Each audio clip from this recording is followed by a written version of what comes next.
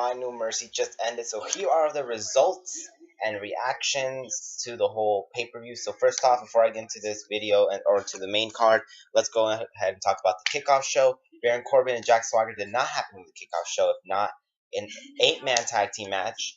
American Alpha and the Hype Bros defeating the Vaudevillains and the Ascension. Didn't really pay attention to this match. I didn't care for it.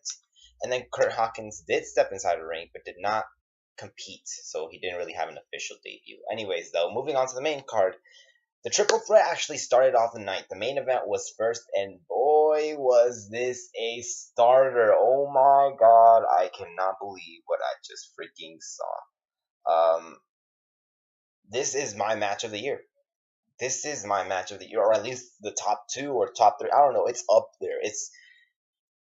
This match was amazing, guys, and when I can't stress it enough to say how much I loved this match, how much I enjoyed it, how I was at the edge of my seat at every corner. There were some mess ups, but at the end of the day, like, I don't remember where they messed up at all anymore. There was a suplex on the apron. There was a springboard 450. There was people getting thrown left and right. There was a double submission. It was different, and it was, I don't know, I loved it. I just loved it a lot, guys. This has to be my match of the night. No, wait, no, I can't even choose my match of the night either, because later on, the Intercontinental Championship match also something that I was looking forward to from the beginning. But this match was absolutely amazing, and AJ Styles won after the referee had to restart the match. Let me break to you how the match ended. So Dean Ambrose would counter a calf crusher on AJ with a calf crusher, and then John Cena, instead of breaking it up, would lock in the STF, so that forced AJ to tap out, but the referee would have to restart the match. Both John and Dean were going at it until AJ comes in with the steel chair and hits him in the back, hits John Cena in the back, and pins him for the 1, 2, 3. I think it was John Cena. Yeah, it was John Cena. Sorry, my head's all everywhere. But the point is, it looks like we might be getting a John Cena and Dean Ambrose feud, and possibly an AJ Styles and Bray Wyatt feud, and I'll get into that later. But moving on to the next match, Nikki Bella versus Carmella. This match showed how green Carmella is still. I think where they really messed up in terms of the build-up towards this match was not letting Carmella compete enough in the ring, because she needs to really work more on her moveset, needs to work way more on selling, needs to work way more on just her overall ability in the ring. Not to mention she's a tad bit slow, but she's really interesting. She knows when to showboat, and she's a perfect heel. Well, not a perfect heel yet, but she's getting there. Pairing her up with the veteran is a good choice.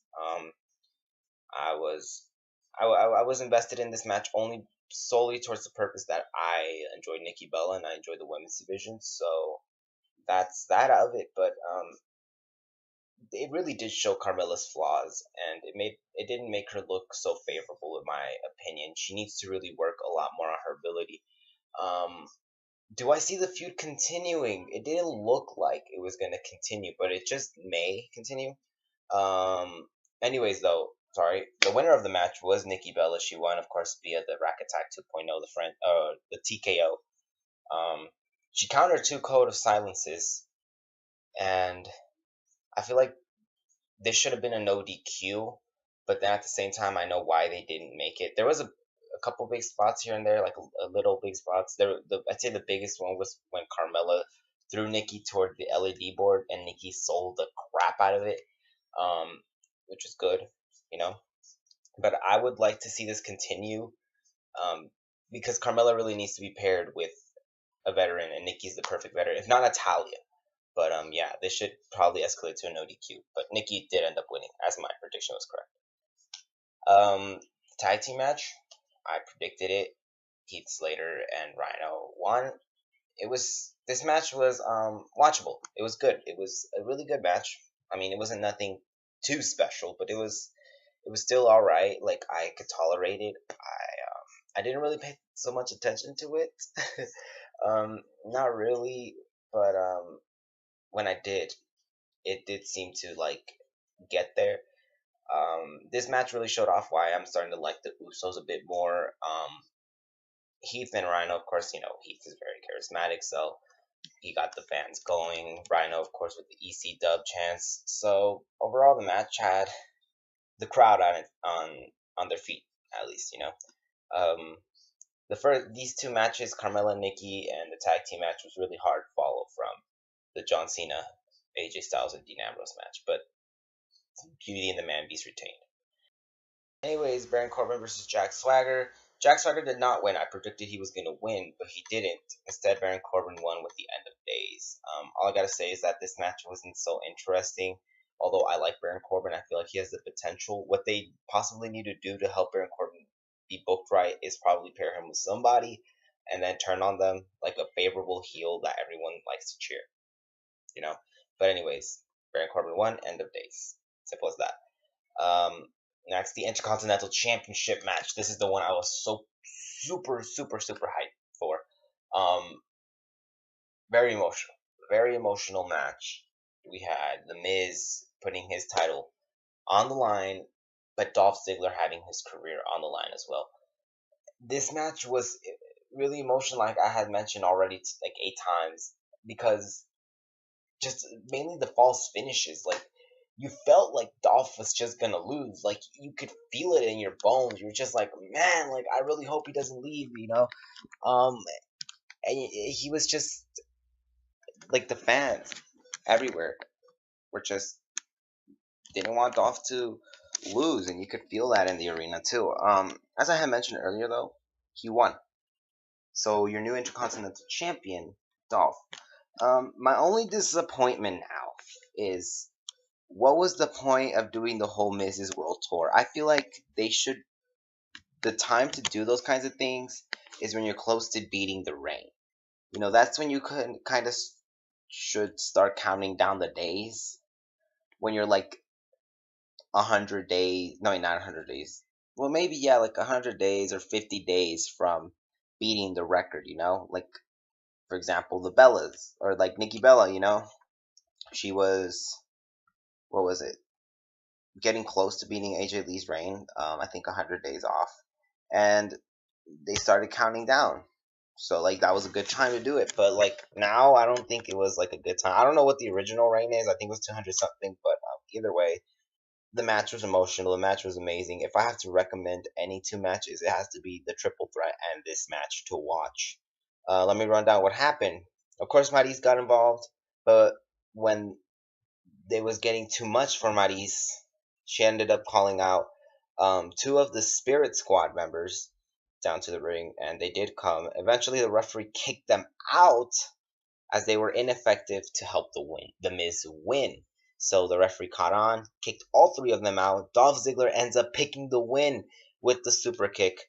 So congratulations, Dolph Ziggler, your new Intercontinental Champion. Man, this was an amazing match, and I love SmackDown. I just love the booking. Like, to me, the booking would always help with the matches, So yeah, you guys, seriously, if you have a chance to check these 2 matches out, please go check them out. Please, please, please. Anyways, moving on to the Women's Championship match. It did not happen. Did not happen. Becky Lynch did not suffer an injury, but she had medical issues, health issues, I mean. So she wasn't able to compete. I don't know what those health issues were. I'll investigate later on, put it in a news video. But that being said, Alexa Bliss still had to compete tonight per the orders of Daniel Bryan and Shane McMahon, after Alexa Bliss confronted them saying, I should be champion. Becky Lynch couldn't show up. I signed a contract. I should be champ. So they were like, nope. Took a jab at Raw and said, here, this is SmackDown. You don't just get your stuff handed to you. So that was like a jab towards Raw. And they made it clear that Alexa Bliss was going to compete later on in the night, to which she did. She cut a promo saying how nobody was comparable to her, and it ended up being that Naomi came out. But both my friend Sebastian and I, who's been on this channel a couple times, has his own YouTube channel, Sebastian's Gaming. Go check it out. Little plug there. But I was telling him, I was like, what if it's Victoria? What if it's Karma? What if it's Melina? But we were overthinking it, of course. Like Sebastian even said, it's Naomi. I was like, it's Naomi. We already know. But what if? But to my surprise, Alexa Bliss did not win. Naomi won, which it's a possibility we're gonna get a triple threat. I think we are. I think that's what they said on Talking Smack. I wasn't paying attention too much because I was doing this video, but November 8th is when they're actually gonna have the championship match. Becky Lynch would be absolutely cleared November 8th. I don't know why November 8th and not this SmackDown Live. I guess she's not gonna be there, but November 8th, Alexa Bliss versus Becky Lynch and possibly Naomi. So that's pretty cool. But yeah. Moving on to the last match of the night. I guess you can call it the main event. Bray Wyatt versus Randy Orton. What can you expect from these two? It was a Randy Orton Bray Wyatt match. Gotta say, wasn't expecting the finish. Wasn't expecting it at all. Well, I kind of was, but differently, and with a different person, with a different ending in mind, I guess. So I don't really recall so much the match because I was half paying attention, half not. But basically, what happened was Bray Wyatt and Randy were trying to go for an RKO, and then he transitioned into Sister Abigail, then into an like positions, the RKO position, then into a Sister Abigail position, then to an RKO position, then a schoolboy pin, Randy to Bray until the lights went out.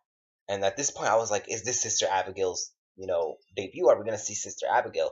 No, it was Luke Harper, which I was kind of surprised because I thought Luke Harper got signed to Raw. So that was pretty weird. That was pretty different. So that's why I was just like, it's probably Sister Abigail, but it wasn't. Luke Harper came back and Bray picked up the victory. At this point, I think Bray needed it more than Randy because Randy's one of those guys that I have mentioned a lot before, like John Cena and Nikki Bella, where you can beat them and it won't ruin where they're at. Bray beating Randy isn't as big of a deal as Brock Lesnar beating Randy. Bray at this point is man, and beating him how he did.